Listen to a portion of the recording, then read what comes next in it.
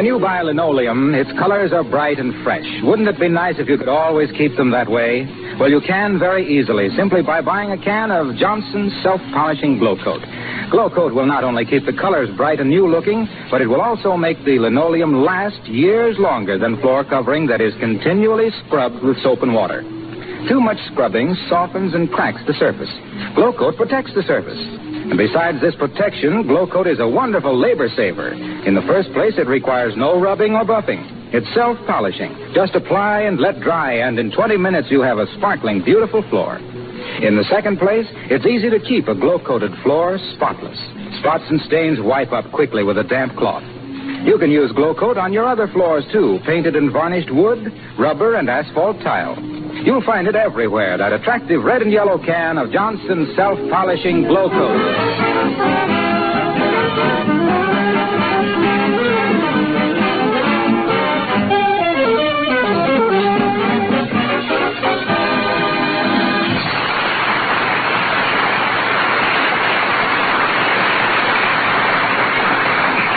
What is so rare as a day in spring in Wistful Vista, with Mrs. McGee sitting reading on the porch, her husband picking weeds out of the lawn, and his on and off pal Gildersleeves fixing window screens next door?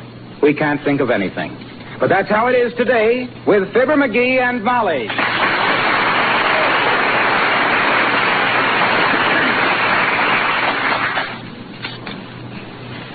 Hey, Molly, I got a notion to go fishing. I just found a worm. Well, keep scratching around here. Maybe you'll find a horseshoe and we can go horseback riding. Hey, how many dandelion greens you got to make dandelion wine? The way you're working, McGee, you won't have enough by September to get a cucaracha cockeyed. You pipe down, Gildersleeve. I was talking to my wife. Well, I thought I'd take over your conversation for a while. You must get pretty tired of it. Say, aren't you men going to play tennis this afternoon? Or is it too strenuous for you athletes? Oh, Gildersleeve says he had to fix the window screens. I don't know why. I've seen all his clothes, and if I was a moth, I wouldn't want them. You tell her the real reason, McGee. You got smart and started bouncing the ball that landed on the roof. Well, get it down again. Heavenly days, I'll even buy you a new one. Huh? You will? Yes, I will. Anything to keep you two quiet. I'm trying to read this article about us in Liberty Magazine. Oh, you mean in the May 27th issue? Well, I can take a hint, even if Gildersleeve can't. Hey, Gildy, come down off of that ladder a minute. I want to get my tennis ball off the roof. Who are you giving orders to, you little cigar holder? Get a ladder of your own. Well, of all the nerve. Get a ladder of your own, he says. That's my ladder you're on, and you know it, Gildersleeve. You borrowed it 3 weeks ago. You mean I managed to get it back 3 weeks ago? Why, you big salami. You know very well you just took it to fix that smoking chimney last April. Yes, and you borrowed it in January to get your alarm clock out of the elm trees. My heavens, what was our clock doing in the trees? I threw it at a cat one night. Now, look, Gildersleeve, I was the original owner of that ladder, as you very darn well know. And I've been pretty good-natured about you using it. Now, get off. I want it back. You got as much chance of getting it back as I have of bailing out over Scotland. And get away from this ladder. You make me nervous. McGee, don't shake that ladder. You'll make him fall. Oh, so what? Might jar a little sense into him. You going to get down off of that ladder, Gildersleeve, or do I have to shake you off like a rotten apple? I won't get down. By George, this is my ladder, and I have a right. Stop it! Stop it! Mrs. McGee, make him stop teasing me. Oh, quit running to Mama, you big squealer. And I'll give you till I count 10 to get off of that ladder. Go on, you can't count up to 10. You stop shaking that ladder. Stop it. McGee, be careful. He might fall on you and hurt you. I can dodge him. That big blimp is so slow he can't even fall fast. Well, you coming down, Gildersleeve? No, I'm not. And when I lay hands on you, you miserable little monkey... Okay, you asked for it. What? Stop it! Stop it! Go!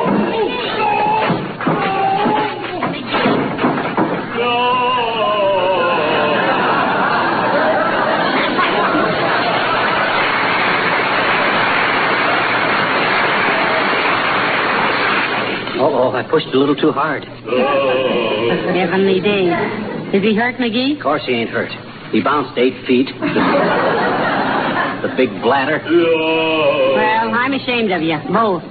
Now, you come right in the house before you have any more trouble. Oh, Molly, I don't want to go in the house. Wait till I get hold of you. What you want me to go in the house for, Molly? You want to talk something over? Okay, let's go. Oh, wait a minute, McGee. I've got something I want to talk to you about. What you want to talk about, Molly?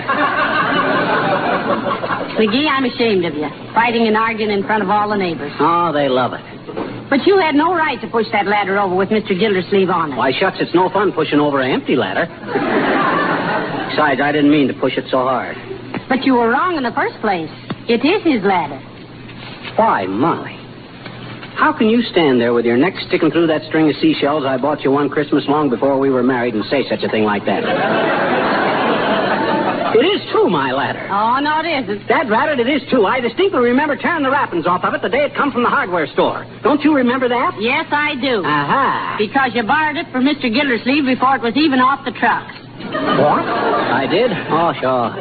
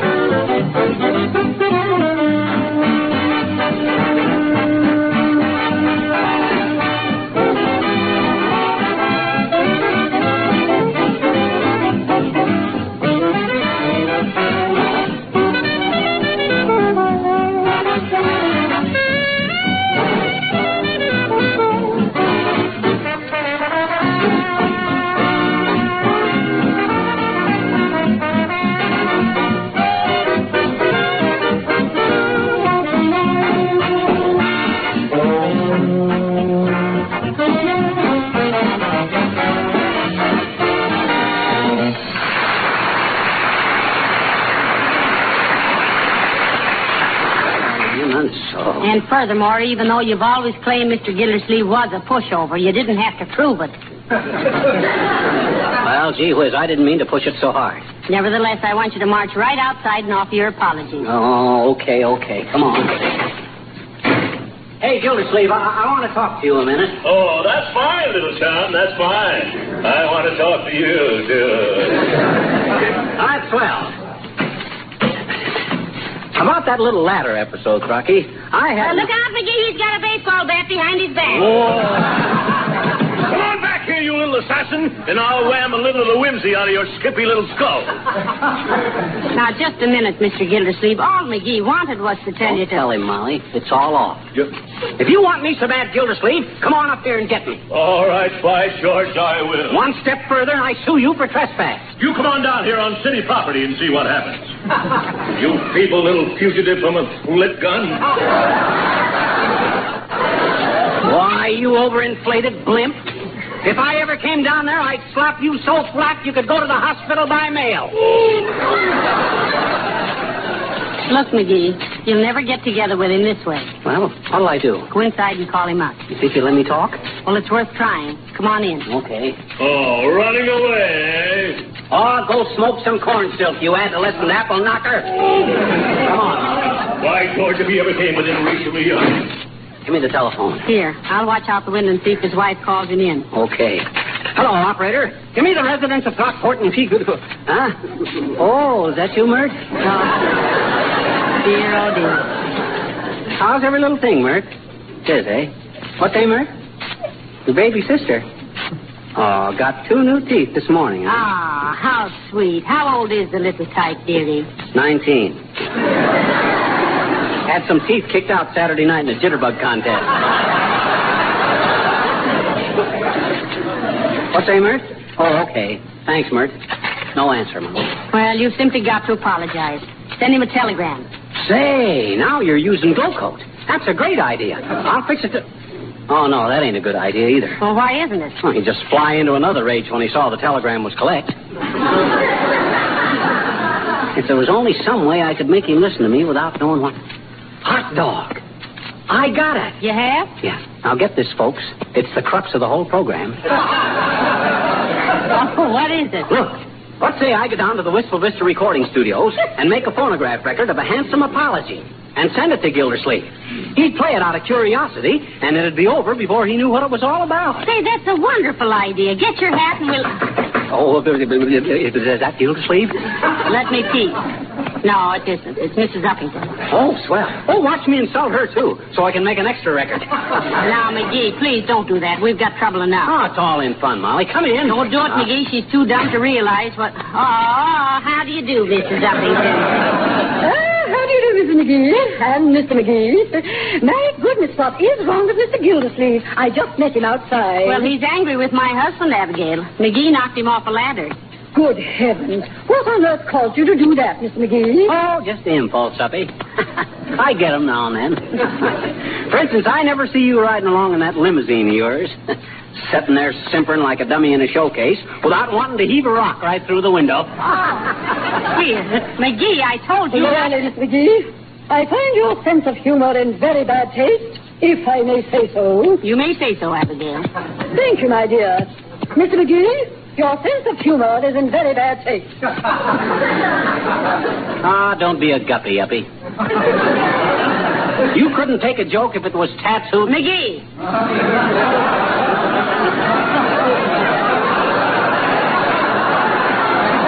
You stop it this minute. He's just trying to insult you, Abigail. Don't pay any attention to him. But I don't understand, Mrs. McGee. Why should he wish to insult me? Well, he wants to make another record. What, another one? What do you mean, another one? Why, you already hold the record for being the most boorish, insignificant, maladjusted little malamute in the neighborhood, if I may say so. You may. I do. You did. I know. Goodbye.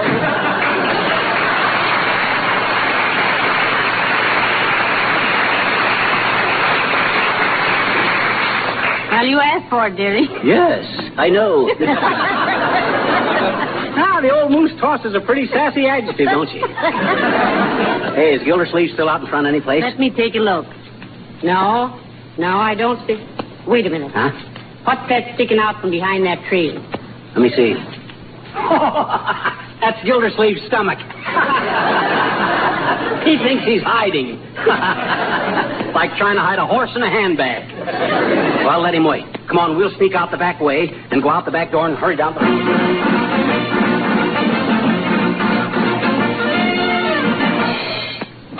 Welcome to the Wistful Vista Recording Studios, my friends. Is this your first visit? Yes, it is, Mr. Tate. Asa M. Tate. And if I do say so myself, an Asa Tate record is the best record made. Well, look, Bud, my name is Fibber McGee. Not the Fibber McGee. What do you mean, the Fibber McGee? The Fibber McGee who came in just now to make a recording. Yes, that's me, Toot. Tate. Tate? Yes. As in Tate Funny McGee. Oh. Now, what can we do for you? Well, you see, Mr. Tate, McGee insulted a man next door, and we want to send him a recording of an apology. I see. A splendid idea. We can handle that just as soon as we have a free studio. Oh, you're pretty busy here? Oh, thriving, Mrs. McGee, thriving. This idea has taken hold like a lady wrestler on a masher. Everyone is recording. Valentines, love messages, speeches, legal documents. What you mean, legal documents? Oh, yes. The human voice is accepted in court just like a signature. Is that so? Yes. For instance, there's a gentleman in Studio C who is making a recording of his last will and testament. Step this way and we'll peep in for a moment. Now, be very quiet. And to the rest of my heirs and assigns, I bequeath the residue of my estate, including house and furniture and all things appertaining thereto, with the proviso that during their lives they shall protect all wood and enamel surfaces against dampness, dirt, and wear with Johnson's wax, the finest protective polish that... Wilcox! Oh, dear me. You broke right into the middle of the recording. Oh, shucks. I'm sorry. Hello there, folks. Oh, why the record, Mr. Wilcox? Well, it's logical, Molly. This is my will I'm recording. Yeah, we know, but why? Look, you put wax on your most important things, don't you? Yes. So why shouldn't you put your most important things on wax? There's another familiarity, too, Howard. What's that? You ought to have it on a record because you've been going round and round on the same subject for 6 years. I hope you'll excuse the interruption, Mr. Wilcox. I didn't know these were friends of yours. Well, I'm not so sure now. Oh, now, Mr. Wilcox, you know very well that we... And be it hereby expressly devised that in the course of protecting and beautifying said household appurtenances, Johnson's Wax is positively the most dependable, durable, labor-saving protection for wood, leather, and enamel surfaces... Come on, Molly. ...that ever... Isn't Mr. Wilcox very young to be making out his will, dearie? Oh, not necessarily. He knows he's going to kill himself one of these days trying to think up new ways to say the same old thing. Here we throw him in there. Look, Bud, how soon can I make my recording? Now, don't be impatient, Mr. McGee. We're very, very busy, you know. Let me think now. Well, hello there, Johnny. Hello, Dirt. Oh, hello there, Mr. Oldtimer.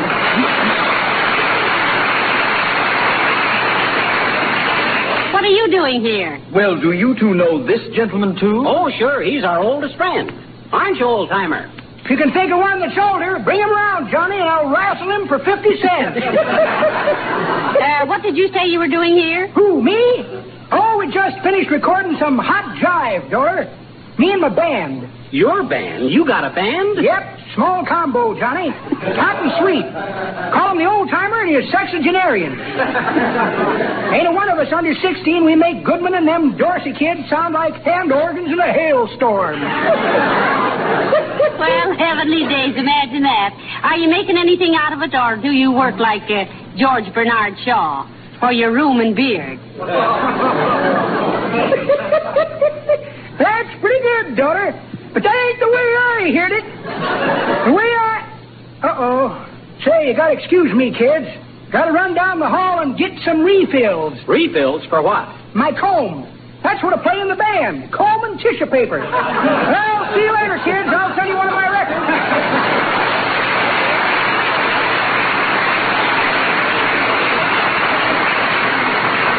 Well, this isn't getting us anyplace, Bud. I want to get busy. Haven't you got a studio we can use? Of course. You can use Studio E just as soon as the King's Men get through recording their version of Open Your Heart and Say Ah. Right in here, please.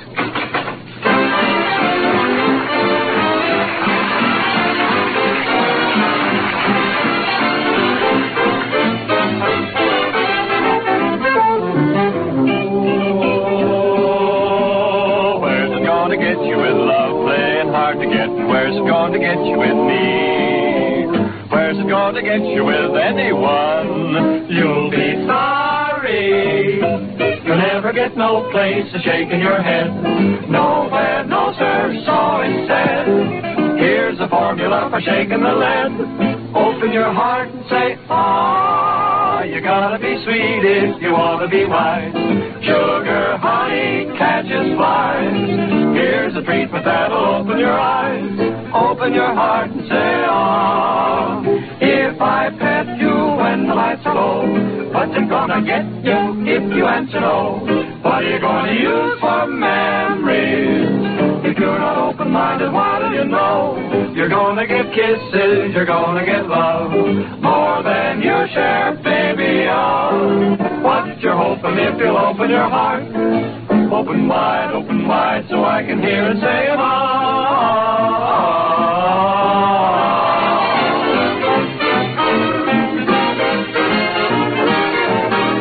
You'll only get cheese if you act like a rat.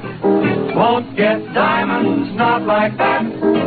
If I'm the doctor when I call at your flat, open your heart and say, ah. If I take you strolling by the bay, I may have to make you see the light of day. Gotta get what I get from you gladly. So get your heart to beating, what do you say? You're gonna get kisses, you're gonna get love, more than you've been dreaming of. So now you better start to open your heart. Open wide, so I can hear it saying, ah.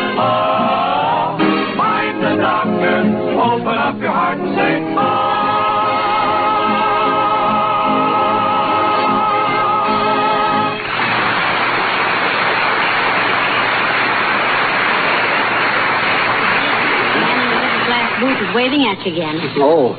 How am I doing, Mr. Tate? Very, very good, Mr. McGee. The first part recorded very well, but for this next part, get into the microphone a little more. Oh. Yes, that's it. And it will help if you take the cigar out of your mouth. Thank you. It's about time you ditched that stogie, McGee. I didn't know whether you were recording an apology or smoke gets in your eyes. Well, you ready to cut the rest of it, Bud? All ready, Mr. McGee. Start talking when the bell rings. Ready? Ready. And that's why I want you to know, guilty old man, that I am sorry I pushed you off of the ladder. I hope we can be friends again from now on, and in honor of the occasion, here is a little poem I wrote. The world would be a better place to live in if guys like I would admit they're wrong and give in without their wife forcing them almost to do it. But I know if I hadn't did it, I would rue it.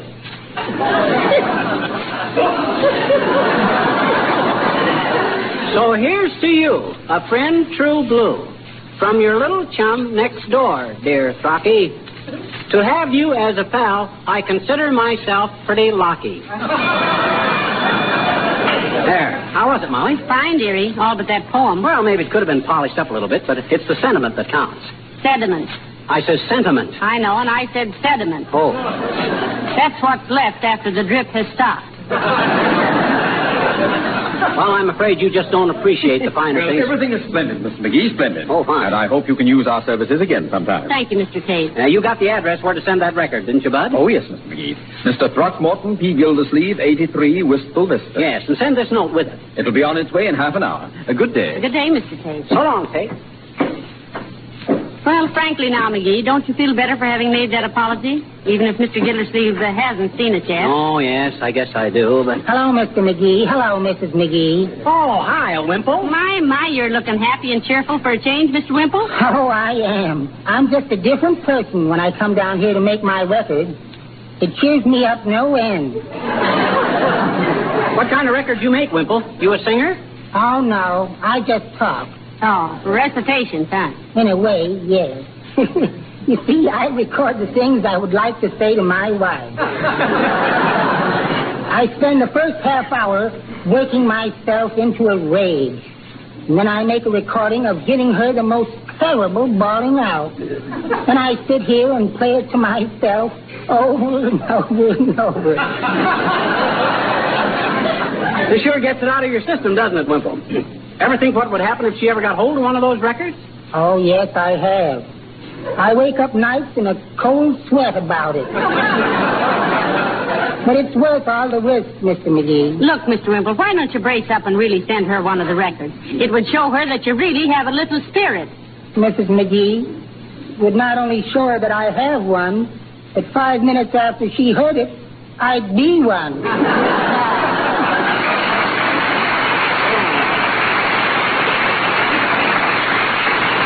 Well, come on, Molly. Let's hurry home and wait for Gildersleeves' reaction. All right.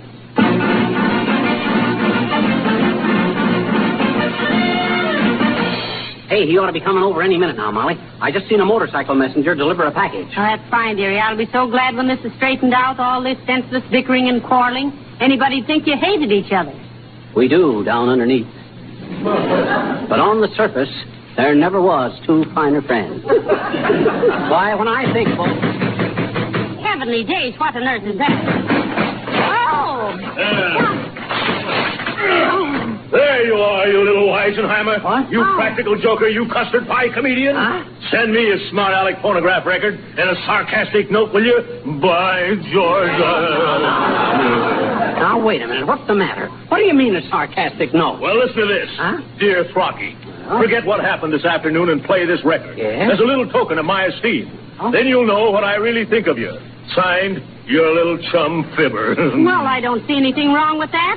Didn't you play the record, Mr. Gildersleeves? Yes, I did. Well. And I want to tell you right now, McGee, if you were worth spoiling a good 10-cent shine on, I'd knock you down and kick your ears off. Oh, my. As it is, I'll just break this record over your dilly little doe. Oh, Mr. Hey, what's the idea? Oh. And never speak to me again, you crumb-wit.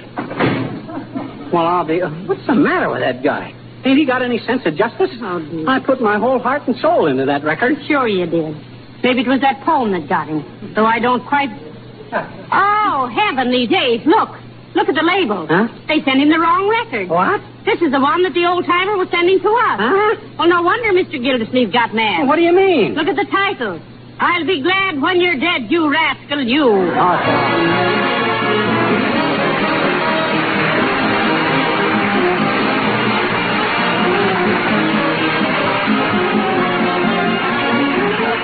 Fibber and Molly will be back in just a moment. Say, aren't these just about the busiest days you could imagine? There's so many things to do every hour of the day, it almost seems like the days are getting shorter instead of longer. Of course, that makes us all grateful for anything that saves us time and work. That is, unnecessary work. Which brings me, naturally, to Johnson's Self-Polishing Glow Coat, the modern floor polish that goes on saving hours of work every day for women everywhere. The main point about Glow Coat is that it not only saves work, it makes floors more beautiful, protects them against wear, keeps the colors of linoleum fresh and bright indefinitely. In fact, makes your whole kitchen a more cheerful place to work in. It's because Glow Coat has so many advantages at such small cost that its popularity just goes on increasing month after month. Glow Coat needs no rubbing or buffing, remember that. You just apply and let dry. In 20 minutes, you have a floor that sparkles with beauty.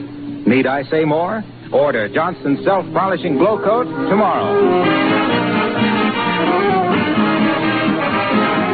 Well, it's really too bad the records got mixed up, dearie. Yeah. But you can have the man at the recording studio send Mr. Gildersleeve an explanation. Yeah, I can straighten that out, okay. I'd even kind of like to go down and make some more records. All right, let's. You have a dandy voice for it. Honest? You think so? I certainly do. You might even get a job as a news commentator. Oh, boy. Like Raymond Graham Jazz. Swing. Well, you could try that, too, but commentating is more dignified. Good night. Good night, all.